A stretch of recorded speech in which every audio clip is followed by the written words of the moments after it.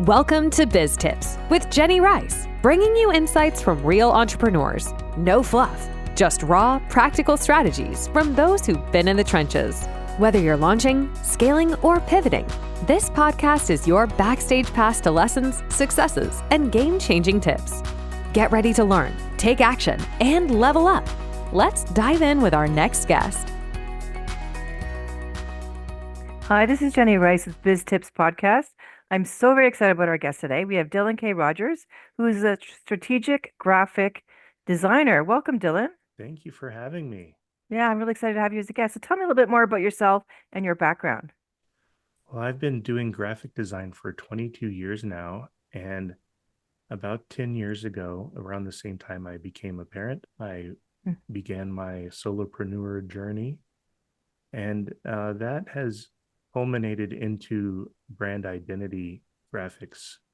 I was very inspired to go that route because as an in-house designer, I found it very challenging to focus companies and keep them consistent.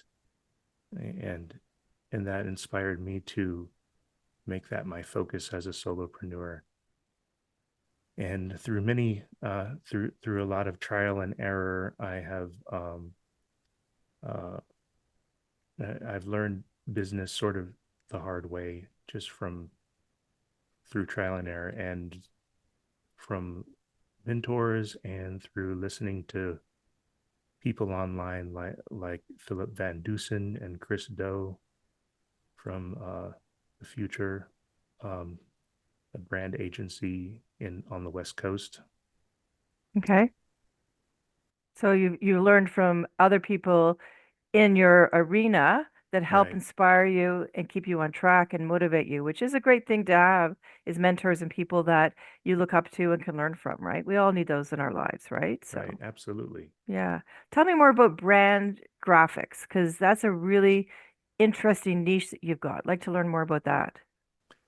Well, I would say a lot of companies, they will say, I need a logo, but they don't think about the entire spectrum of how to present themselves as a brand to their clients, to their target audience. A brand is much more than a logo. It's how you want people to feel about your company.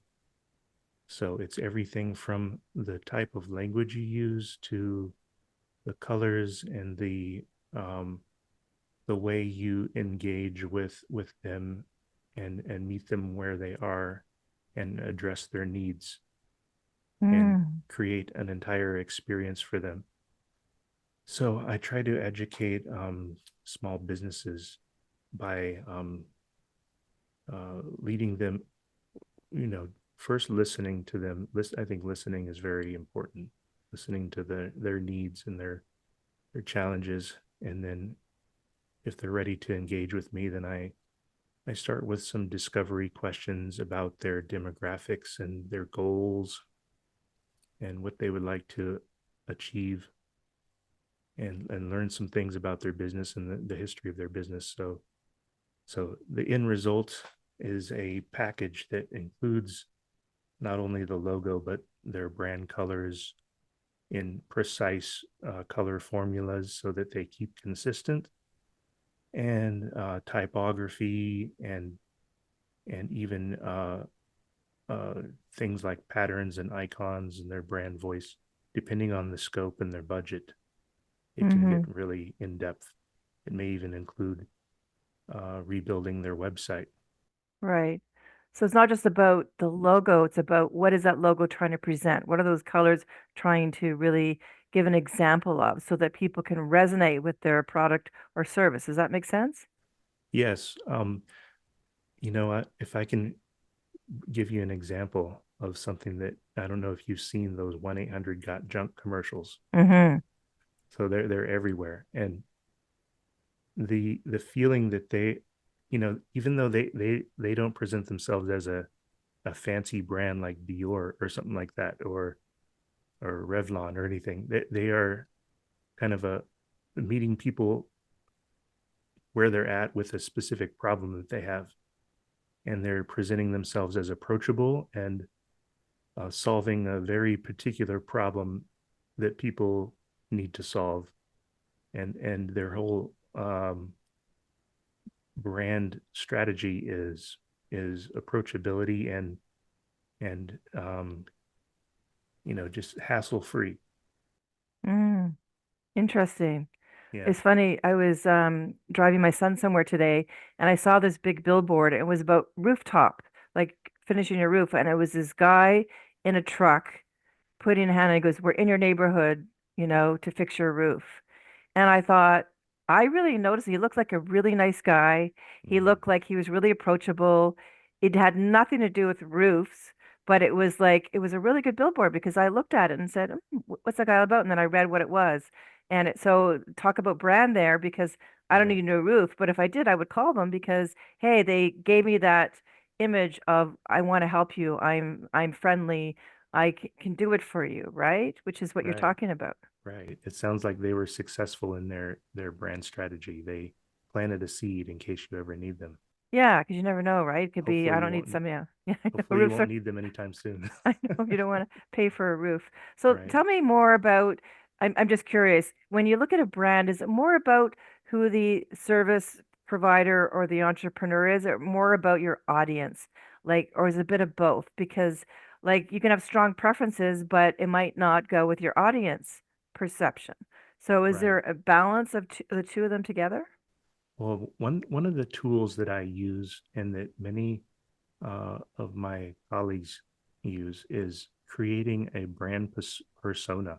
Mm. Basically, it's a fictitious person. Like we'll even give them a name, and we'll say that, like, say Maggie, she's 35, she's college educated, she's well traveled, she has 3 children and likes pets, and create this entire demographic persona, and I'll give it to them in writing, and on a nicely presented slide deck, to help them focus on, uh, what does Maggie want, and how can we help serve her needs instead of just, what do I like?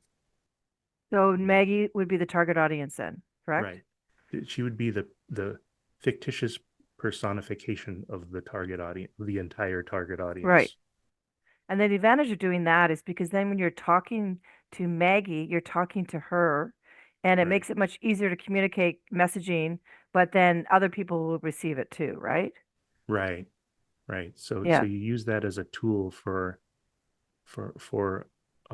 to inform all of your marketing decisions for that brand. Yeah. Interesting because I've seen other people's brands and it's funny because I knew a colleague friend and she was doing mental health and hers she had pastel colors Oh, and it felt a bit too um motherly. It wasn't, it didn't spark interest. And I thought, right, interesting choice in colors. She probably liked it, but would her audience like it? There's a bit of, you have to balance that out, right? right. And another factor would be, um, you can choose colors and things in a logo that look nice and are well designed, but and if you have 3 competitors out there that are using the same colors, or like if you're doing a wellness brand and you're using a leaf in your logo, and there's 4 other competitors that are directly competing with you using a leaf in their logo, then you're not really standing out, uh, Yeah. in your target, in your market. And so there's a saying out there that different is better, and Mm-hmm. not and better isn't better, but different is better. Yeah, makes sense. Really makes Yeah. sense. So when you think of yourself as an entrepreneur, what challenges have you faced and how have you overcome them? Well, one of the challenges I always face is sales. That's always an uphill battle because, and sometimes clients will want to, defer their decision and say, "Well, send me a proposal." And so, one of the ways I overcome that is by trial and error, through finding mentors, talking to other people in my field, um, joined a community on Facebook through Philip Van Dusen's um, uh, community called Brand Design Mhm. Masters on Facebook. And so I'll put up questions like, "What do you all think of this?" Just to That's a get some great way. perspective from other design entrepreneurs. And like I'll read some of their questions, like challenges they've had with putting out proposals and things like that. And people like Chris Doe, he's constantly putting out videos with doing like sales role playing scenarios, which I think are really helpful. Yeah, so you can learn from that. Well, Yeah, I know you like podcasts because your wife is doing a podcast. Tell me more about her podcast. right. Building leadership community with Coach Dora. So her website is coachdoramendez.com. Her podcast can be found on YouTube at Coach Dora M, and on pretty much all of the audio platforms, all of the major audio platforms. And tell me more about podcast. What message is she trying to bring across? Well, basically, it her main slogan is it can be lonely at the top, but it doesn't have to be. Mm, So she interviews a lot of entrepreneurs and leaders in business. So far, it's been women business owners mostly, or community leaders. Um, and so we have about 9 episodes out that everyone can go watch and listen to on the go, and they're all very inspiring. Even you know uh, the, the the the guests aren't necessarily in my field, but I find some of their advice very useful. for sure. Like you said, I love that you're a lifelong learner and you're saying, hey, have smart people around you, have people that inspire you, give you ideas, and you can bounce ideas around because, like Right, you said, it can be lonely at the top, but if you have other people that you can work with and share with and mentor with, it makes path much easier, right? right, for sure. Good for you. Sounds like a Oh, great podcast she's got too. So, oh, that's wonderful. yeah. So I know, Dylan, you do great services for your clients, and you talked about a promotion you have going. Do you want to explain that a little bit more? Sure.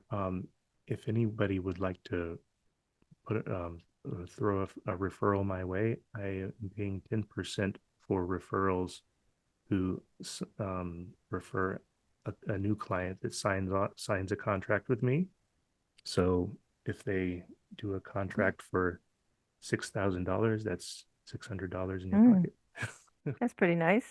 Yeah, So people can refer you. Well, that's what you want. right, You want people to partner with to say, hey, I need your services, or I'm going to promote your services, right. right? And And then, everyone can get in touch with me at info@dylanrogers.com, great. or hit me up on LinkedIn. I'm on LinkedIn, Instagram, and Facebook at the Dylan Rogers. That's DYLANROGERS. That's great. So now people know how to find you. So Right. wonderful. So as we end this podcast, do you have any final tips for other entrepreneurs and other business people that can help them? I would say if you're just starting out, look into joining your local chamber of commerce, Mm, or and also reach out to. I heard Gary Vaynerchuk say this. Um, if you're starting a business, he advised everybody to literally tell everybody through like email or telephone, "Hey, I have this business. Here's what I'm doing." Um, I'll I'll give you an example. The other day, I texted one of my clients and just said, I'm I'm here for you if you need anything. Just if you need like a little help to get you over the next hurdle. Um, and then she texted me back a couple of days later, and then we signed a new contract for a secondary business of hers. And so you never know what's going to transpire when you reach out to people. yeah, for sure. And it's getting the word out there. Like you said, Yeah, referrals, referrals, referrals. So if people don't know what you're doing, how can they refer you, right? right. So it's about That's getting the true. word out there, which is great. And I love that you partner with your wife and you work together, so you have that in your relationship too, and you can really provide more value to really to the world. So thank you so much, Right. Dylan, for being a guest on this podcast. Thank you so much for reaching out and for having me. Yeah, no, it's been great. This is Jenny Rice with BizTips podcast with our very special guest tonight, Dylan Rogers. Thank you again. That's a wrap on this episode of BizTips. For more insights, join us online. We share exclusive tips, resources, and strategies to help you grow and scale your business. Until next time, keep building, innovating, and making an impact.